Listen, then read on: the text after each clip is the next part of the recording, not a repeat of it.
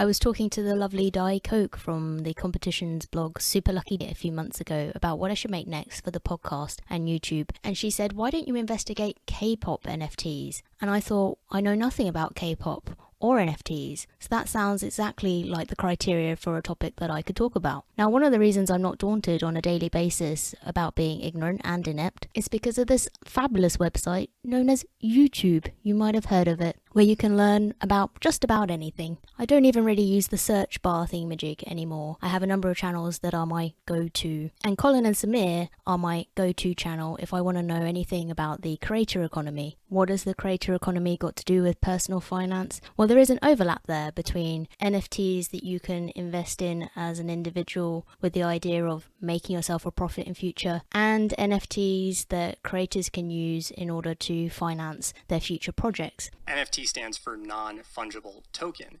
And basically, once you upload an asset to the blockchain, it can be registered, certified as a one of one.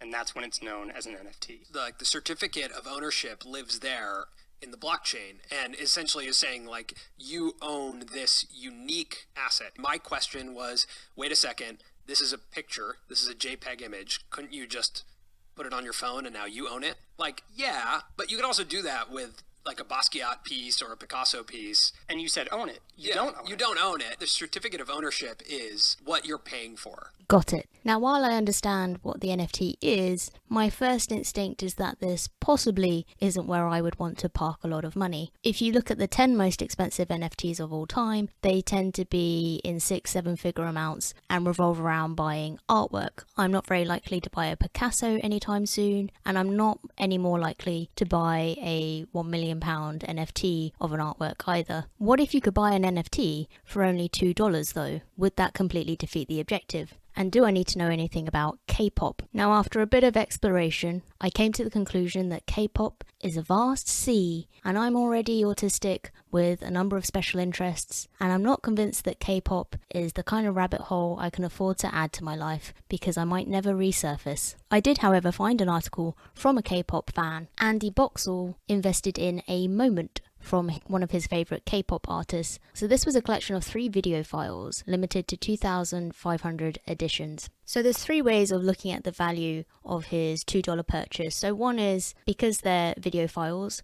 just like buying a artwork, there might be some rewatch value here. So what enjoyment do you get from the media itself? In terms of that, he found it quite unsatisfying. The first video was a preview of one of the later videos. That sounds incredibly pointless. And the third video was her signing her signature, so not something that he was really interested in watching again and again and again. The second piece of value is in how exclusive this investment is. And as you can imagine, even though this was a limited edition opportunity, at only $2, that takes away a lot of the exclusivity, doesn't it? So it's perhaps not as special to the owner as owning an NFT that's one of a kind and cost 5, 6, 7 figures. And that links to the third cornerstone of value if this is an investment, which is, could he sell this on? And the answer is probably not. NFTs originated with the idea in the same way that if you paid for a painting at auction, you might go back a few years later and sell that painting for more and make a profit. Investing in an NFT is meant to have this idea that you could perhaps sell that digital token on for even more money in future. But if you've only paid $2 for this kind of merchandise, what you're really investing in is just the artists themselves and being part of that community. It's not something that you're likely to reap an investment from for yourself in terms of hard cash. And yet people still buy them. So one of the contributors to the article suggested that the value in NFTs is that because they're digital, you never lose them, whereas we might have lost a lot of things growing up, or you had collectibles as a child, like Lego, something like that, that you sold on. Perhaps your Pokemon cards would be worth a fortune today if you had looked after them or kept them or had the money to invest in any in the first place. This seems to appeal to the idea of loss aversion. I've talked about that previously. And there's just a red button in there.